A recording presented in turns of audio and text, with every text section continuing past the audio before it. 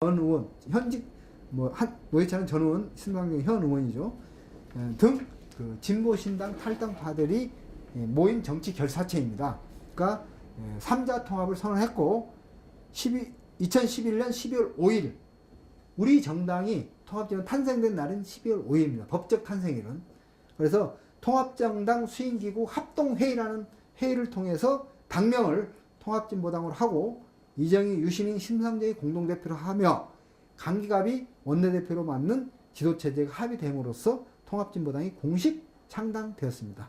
그 당시에 어떤 회의 한번 하고 창당이 된 거죠. 그래서 창당식은 창당대회라고 얘기하죠. 그 다음에 총선 결의대회는 2012년 2월 5일날 있었고요. 그래서 2012년 4월 총선이 있었고 야권연대를 주도하면서 정당 득표율 10.3%, 원내의석 13석을 획득하게 됩니다. 13석. 그래서 2004년에 10석이었죠. 근데 10석을 뛰어넘는 13석을 차지하는, 사실 그 당시 저희 당은 20석을 목표로 했었습니다. 그리고 최소한 15석 정도는 획득하지 않을까라는 기대를 했는데 기대보다는 못 미쳐가지고 그 당 상당히 실망을 했었습니다. 근데 이렇게 된 과정을 보면 여러분도 아시겠지만은 2012년 총선 때부터 공안 세력에 의한 종북 공세가 극도로 첨예화되면서 관악, 우리 이정희 대표님이 관악에 출마했을 때 여러 가지 저들이 공안 탄압으로 인해 가지고 야권 연대가 힘있게 추동되지 못했던 그 탓도 크다, 이렇게 볼 수 있습니다. 이 통합 도전과 실현에 직면한 통합진보당, 이건 여러분도 참 생생하고 기억하고 있고 또 우리 입으로 다시 얘기한다는 게 참 기분이 썩 좋지는 않습니다. 그렇지 않습니까? 그렇지만은 우리 쓰라린 현실 역사들을 좀 잠깐 얘기하게 되면은 통합진보당이 탄생되자 1년도 채 되지 않아서 분열되었습니다.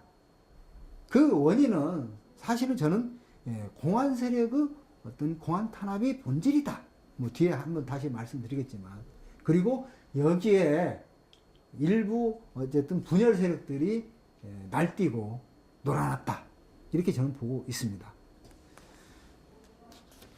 그래서 그 분열에도 불구하고 여러분 아시겠지만은 작년 2013년 한 해 동안 강병기 비대위 체제, 이정희 대표 체제를 구축하면서 단결된 힘으로 투쟁을 통해서 역경을 극복해 왔습니다. 그래서 광주 3차 정책당대 여러분도 기억하시겠지만 감동의 도가니였습니다. 역대 정책당대에서 가장 많은 당원이 참여한 정책당대, 6,000명의 당원이 운집하면서 통합진보당이 죽지 않았고 되살아났다는 걸 선언을 했습니다. 그리고 8월 달 국정원 대선계 투쟁, 규탄 투쟁에 우리 당이 가장 열심히 천막 당사를 치고 거기서 숙식을 하면서 거리에서 2달을 살면서 우리 당이 이제 재생하는구나, 이제는 국민들도 통합진보당의 믿음이 싹 돌아오는 그런 찰나였습니다. 그런데 제2탄, 제3탄 탄압이 불어닥쳤죠. 8월 28일이죠. 우리 이석기 의원에 대해서 내란모라고 몰아붙이는 조작 사건이 발생했고, 또 11월 5일 날에는 법무부에 의해서 정당해산 청구 심판이 제소되어 있어 지금 우리 당은 그야말로 누라는 위기에 처해 있다, 이렇게 말씀드릴 수 있겠습니다. 참 여러분들도 힘들고 어려운 시절을 우리 청년 학생 당원들은 제가 보니까 참 가장 용감하고 가장 씩씩하게 활동하고 투쟁하고 있더군요. 그런 점에 대해서 저희들은, 우리 청년 당원들은, 청년 학생 당원들은 그 투쟁 속에서 약해지려는 마음을 추스리고 우리 당 지도부를 중심으로 어떠한 탄압에도 불구하고 이 탄압을 맞받아쳐 싸워 나가면서 기필코 우리 당을 다시 한번 재생시키겠다는 그런 결의를 가지고 지금 투쟁을 펼치고 있습니다. 자, 지금 우리 당이 왜 이런 상황에 처하게 됐느냐, 이 원인에 대해서 우리는 감성적 차원을 뛰어넘어서 뭔가 과학적으로 잘 인식할 필요가 있다. 이런 점에서 정치적 배경을 좀 잘 이해할 필요가 있다고 생각합니다. 첫 번째, 이것은 흔히 작년 8월부터 우리가 얘기해왔기 때문에 대부분 우리 학생 당원들은 다 알 겁니다. 박근혜 정권이 어떻게 탄생되었죠? 국정원 댓글 사건. 여러분, 국가기관이 조직적이고 체계적으로 박근혜 후보를 당선시키기 위해서 활동했습니다. 그것도 정보기관, 국정원, 그리고 군대에서 정보사령부, 이런 국가기관이 대선에 직접적으로 개입했습니다. 이건 있을 수 없는 일이고 원칙적으로 선거가 무효가 돼야 될 만한 부정선거입니다. 그래서 지금 아직 확인은 안 되고 있지만 좀 개표 부정도 있었다고 일부 사람들이 주장하고 있습니다. 이것도 우리 당이 확인해 봐야 됩니다. 하지만 아직까지는 확증된 증거로 제시되지 않았기 때문에 저희 당은 이걸 가지고 공식적으로 재개혁을 하지 않고 있습니다. 어쨌거나 국정원 댓글 사건은 정권의 탄생, 정권이 국민들로부터 정통성은 세 가지 정통성이 있어야 됩니까? 혹시 세 가지 정통성 압니까? 첫 번째는 역사적 정통성이 있어야 됩니다. 그런데 현 정권의 역사적 정통성이라고 했을 때, 우리가 작년 우리 대표님께서 대선 때 했었잖아요. 박정희 전 대통령. 그것은 과거 친일 장교였습니다. 일제시대 때. 독립군 때려잡는 친일 장교. 그래, 그런 자기 역사적으로 보았을 때 친일, 그 다음에 유신 독재 체제, 두 가지 딱 박정희 전 대통령 하면 생각나는 게 두 가지입니다. 친일 장교였다. 만주에서 활동한, 만주라는 게 우리가 그야말로 우리 독립군들이 활동하던 그런 공간 아닙니까? 그 주요 활동, 만주에서 일본군이라는 것은 만주군이라는 것은 독립군들을 잡는 군대입니다. 그런 거고. 그 다음에 61년 군부 구태타를 통해서 20여 년 가까이 군부 통치를 해왔단 말이에요. 군부 독재 정권. 그 세력과 그 후예들이라. 역사적 정통성에 큰 하자가 있다. 두 번째 정통성은 뭡니까? 선출 과정의 정통성입니다. 합법적으로 선출이 돼야 됩니다. 합법적이라는 것 자체는 부정선거를 통해서 선출된 대통령은 불법 대통령입니다. 합법적으로 선출된 대통령이라 보기 어렵다는 거죠. 그 다음에 세 번째가 통치라는 표현은 좀 뭔가 전근대적인 냄새가 나죠. 민주주의 사회 통치라는 표현은 안 돼. 국가 운영의 정당성이라고 좋은 말로 표현해 봅시다. 운영의 정당성. 3대 정당성이 갖춰져야만이 한 국가는, 한 정부는 국민들로부터 정통성을 인정받게 되는데 1번 안 되는 거죠. 역사의 정당성 하자가 있죠. 근데 선출 과정 정당성만이 무너진다면 이건 심각한 문제죠. 그래서 뭔가 이 댓글 조작, 터져나오는 댓글 조작 이 문제를 덮기 위해서는 희생양이 필요했다. 그 희생양을 찾는 방식이 항상 옛날부터 했던 것이 종북, 반북, 반공입니다. 그 희생양이 우리 이석기 의원님이라는 거죠. 그래서 첫 번째는 총체적 부정선거로 당선된 박근혜 정권이 희생양 찾기 위한 희생양으로 우리 통합진보당이 걸려들었다. 이렇게 얘기할 수 있겠죠. 근데 이것만 여러분 생각하시면 안 됩니다. 더 큰 음모라면 음모 이런 게 있습니다. 지금 박근혜 정권은 제가 생각할 때는 일본식 잔당 체제로 가고 싶어 하는 거예요. 여러분, 우리 학생 당원 여러분, 일본식 잔당 체제 뭔지 잘 모르시죠? 아시나요? 자민당이 있잖아요. 일당 통치를 한 50년, 95년까지 했잖아요.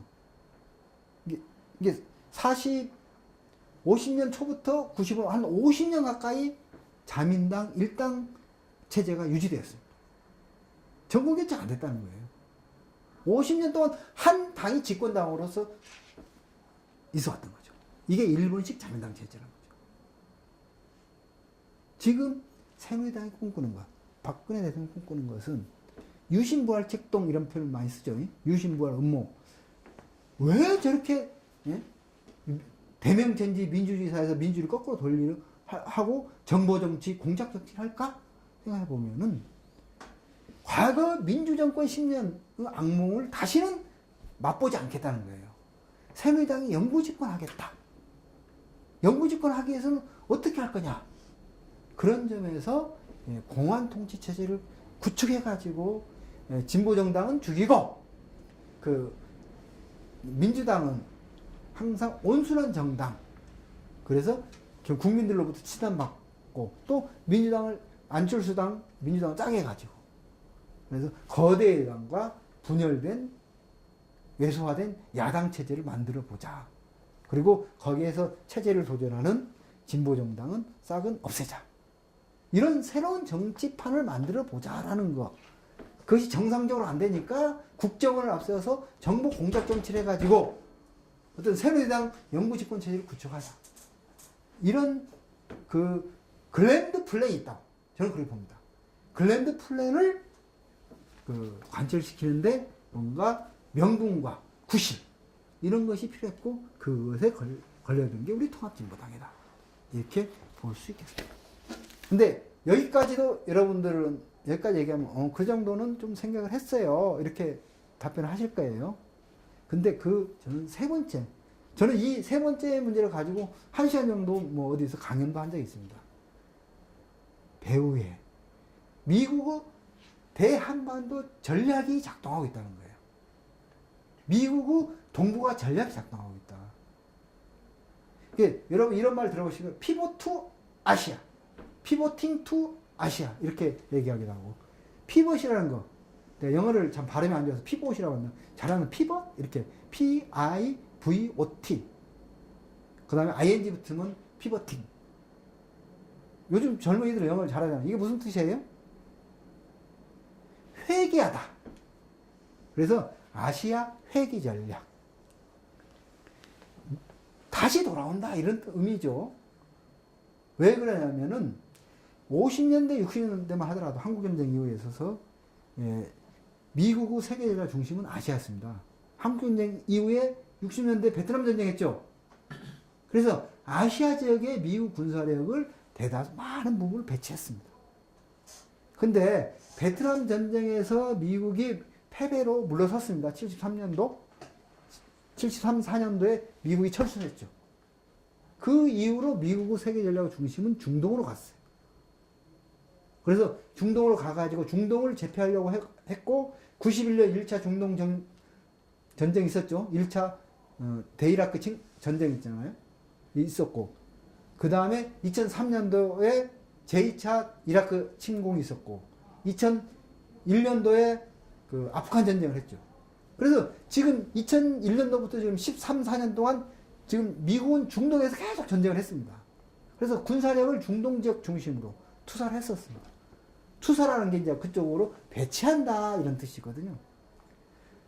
이런 전략을 바꾸어서 다시 아시아 지역의 군사력의 60% 이상을 다 배치하겠다. 그래서 지금 미국이 지금 재정이 바닥나가지고 군사비를, 국방비를 감축할 수밖에 없습니다. 10년 동안에 한 1,000억 달러를 감축해야 되는데 아시아 지역에서는 군비 감축을 하지 않겠다. 그리고 지금 주한미국 오히려 증강하고 있습니다. 이것이 피보팅 투 아시아, 아시아 회귀 전략입니다. 그래서 아시아 태평양 지역에서 패권을 장악해야만이 21세기 세계 패권을 장악할 수 있다. 이거고. 두 번째는 중국이 제2 어쨌든 그 G2 국가를 구성함에 따라서 중국을 뭔가 억제해야 되겠다. 세 번째는 북이 어쨌든 군사적 어쨌든 강국으로 등장에 따라서 북한을 뭔가 통제를 해야 되겠다. 이런 것 때문에 미국이 이 아시아 지역에 이제 힘과 역량을 집중하고 있는데 이렇게 하기 위해서는 가장 중요한 게 한미일 삼각 군사동맹 체제를 완성시켜야 됩니다. 한미일 삼각 군사동맹 완성시켜야 됩니다.